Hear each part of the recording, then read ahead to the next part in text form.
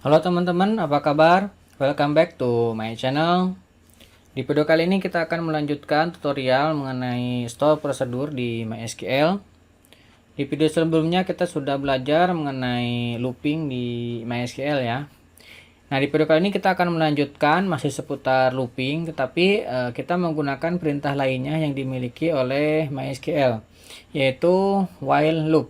Kalau sebelumnya itu kita hanya menggunakan loop saja, nah sekarang kita menggunakan while. Nah, untuk while ini ada sedikit perbedaan ya. Jadi kalau misalkan yang sebelumnya loop itu dia akan melakukan perulangan terus menerus sampai menemukan ada exit loopnya.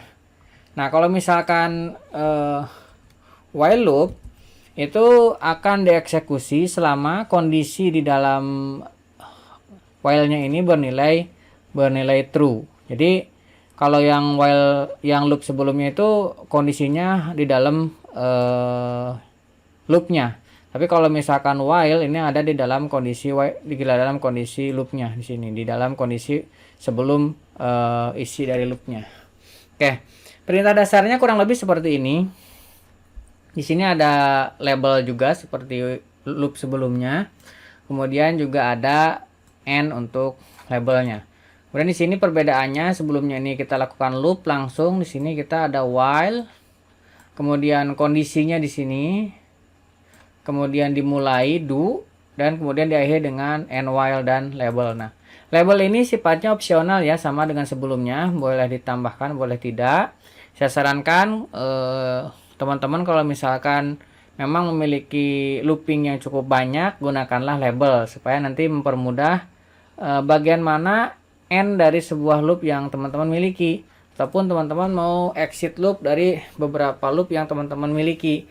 Jadi akan jauh lebih mudah ketika ada labelnya. Oke, kita akan coba untuk membuat while loop ini. Untuk skenario nya kita akan buat sebuah insert date ya dalam sebuah kalender. Nah, kita pertama akan membuat sebuah table dulu. Nah, ini saya batasin dulu ya untuk yang basic sintaknya. Kita akan create table dulu. Create mana A-nya ini? Create table calendar. Nah, isinya kita akan kasih ID, ini tipenya integer, tidak boleh kosong. Ini primary key ya. Ini primary key. Kemudian auto increment. Oke. Nah, kemudian kita tambahkan full date. Full date-nya ini tipenya date. Nah, kita tambahkan unik supaya ketika nanti ada input yang sama ini tidak bisa masuk ya. Jadi selalu unik. Jadi setiap antar file ini berbeda. Kemudian di sini day kita bikin ini integer. Kemudian ada man, ini juga ini integer. Kemudian quarter,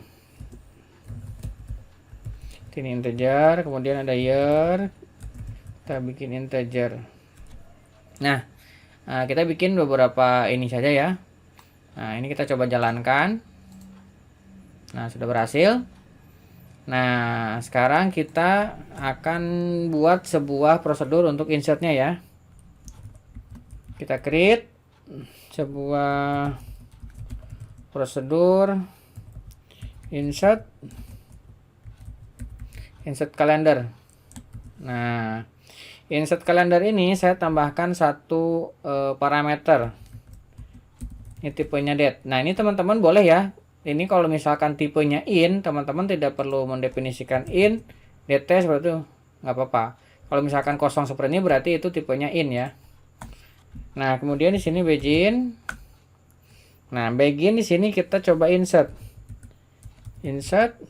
into table ini ya, kalender. Nah, fieldnya adalah Nah, ID nggak perlu kita definisikan. Full date, kemudian day, month, quarter, kemudian year. Nah, kemudian value-nya. Nah, ini kita buat ini ngambil dari ini ya, full day-nya. Full date-nya ngambil dari DT. Kemudian untuk day kita ekstrak dari DT, day from DT. Nah, seperti ini. Oh, ini koma, ekstrak lagi habis day month from DT. Ini kita ekstrak lagi habis month quarter from DT. Nah, habis itu kita tambahin lagi ekstrak year from DT. Nah, seperti ini ya. Oke. Sorry. Nah, titik koma di sini ya. Oke, kita mengambil dari DT semua. 1 2 3 4 5, ada 5 field. Nah, kita coba jalankan. Set, sudah berhasil. Oke, kita cobain ya. Call. Nah, insert kalender. Kita kasih 2021 01 misalkan seperti ini ya. Kita jalankan. Oh, udah berhasil. Kita coba select ya, select bintang from calendar. Nah, sudah ada satu record. Ini kita hapus dulu. Intinya aspek kita sudah berjalan yang ini ya.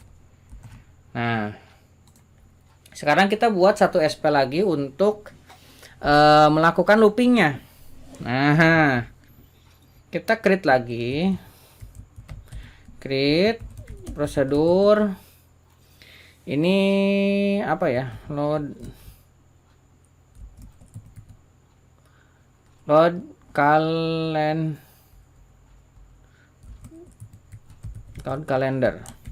Nah, ini saya berikan 2 buah parameter. Nah, ini saya berikan tanda in. Sebenarnya mau teman-teman kosongin juga apa ya. Ini misalkan langsung di sini start date, langsung date, misalkan seperti ini, apa-apa. Ataupun tambahin in supaya lebih jelas nih. Ini tipenya in ataupun out. Kemudian ini juga in day, ini saya kasih integer. Nah, parameternya ada 2. Kita begin. Nah, di situ kita declare dulu ya. Kita declare untuk jumlah counternya. Jumlahnya kita counter, tipenya integer, defaultnya 1. Kemudian kita declare lagi. Ini buat indent supaya lebih mudah ya dibacanya. DT ini tipenya date. Nah, defaultnya kita ambil dari ini, dari parameter ini ya, start date defaultnya. Nah, kemudian di sini baru kita lakukan looping. My loop titik 2. Nah, ini baru pakai while counter. Jika counternya itu kurang dari sama dengan day yang parameter di sini ya, maka do. Di sini and while, tipenya, nama labelnya my loop. Nah, ini boleh teman-teman menuliskan labelnya seperti ini ya. Ataupun misalkan teman-teman nggak pakai label juga nggak apa-apa, bisa itu. Tapi saya pengen pakai label biar lebih jelas ya. Nah, sekarang kita panggil SP yang tadi kita bikin ya, insert calendar ini. Nah, kita panggil insert calendar. Kemudian kita masukkan ini DT-nya ke sini. Nah, kayak gini ya. Selanjutnya kita harus tambahkan counternya. Set. Nah, counternya ini harus kita tambahkan, kan defaultnya ini 1 ya. Counter sama dengan counter plus 1 supaya dia bertambah terus ketika dilakukan loop. Nah, kemudian kita set lagi nih. Set si dt-nya ini supaya dia bertambah terus nih. Sama dengan ini ada sebuah fungsi namanya det_add. Ini untuk menambahkan ya, menambahkan ke dalam sebuah variabel det. Nih dt kita tambahkan intervalnya satu hari. Nah, jadi kita akan tambahkan ke dalam variabel dt 1 hari, dia akan bertambah 1 hari terus. Jadi misalkan sebelumnya tanggal 1 ditambah 1 hari, berarti nanti akan bertambah intervalnya jadi tanggal 2 gitu ya. Oke, ini cukup. Kita coba jalankan create prosedurnya. Oke. Ini sudah berhasil. Nah, sekarang kita coba call ya. Kita coba panggil insert calendar, udah yang ini load calendar. Nah, di sini ada 2 parameter. Start date-nya kita buat 2021 01 01 misalkan. Nah, kemudian jumlah harinya, day-nya misalkan saya bikin 31 hari. Jadi, kita akan memasukkan kalender dari mulai tanggal 1 Januari 2021 sebanyak 31 hari ke depan. Nah, oke, kita sudah berhasil insert 31 hari. Ini saya coba select ya. Select bintang from kalender. Nah, kita sudah berhasil ya memasukkan sebuah data kalender sebanyak 31 hari itu. Nah, sekarang apakah bisa nih kita menambahkan perintah yang kemarin, exit loop, kemudian apalagi yang kemarin tuh. Nah, contohnya kalau misalkan kita mau menambahkan exit loop nih, bisa juga nih. Misalkan di sini teman-teman menambahkan if, nah misalkan counter lebih besar sama dengan 10, then and if misalkan. Nah, kalau misalkan dia menemukan counter lebih besar daripada 10, dia leave, keluarkan my loop-nya. Nah, kita keluar dari looping yang labelnya ini. Oke, ini kita drop dulu. Drop prosedur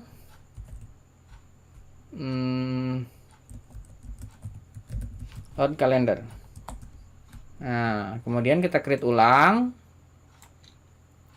Oke. Kita create ulang. Oke. Nah, ini kita harus dilihat dulu ya kalendernya supaya datanya itu kita kelihatan. Nah, kita sekarang coba jalankan. Harusnya sih yang ke insert cuma 9 10 ya. Coba lihat deh. Cuma 9. Coba kita lihat. Oh, cuma 9 tuh kan, karena ketika ditambahkan yang selanjutnya ini sudah keburu di exit loop ya. Nah, kira-kira seperti itulah kita menggunakan while sebagai perulangan di MySQL. Cara kerjanya dengan yang loop sebelumnya hampir mirip, hanya saja kondisinya dia disimpan di bagian sini. Nah, kira-kira seperti itu. Nah, silahkan teman-teman gunakan sesuai dengan kebutuhan dan kondisi program yang dibikin oleh teman-teman. Mudah-mudahan ini bisa membantu dan memberikan gambaran buat teman-teman sehingga teman-teman menjadi semakin tercerahkan. Jika ada pertanyaan silahkan tuliskan di kolom komentar. Jangan lupa subscribe dan nyalakan tombol loncengnya. Sampai ketemu di tutorial selanjutnya.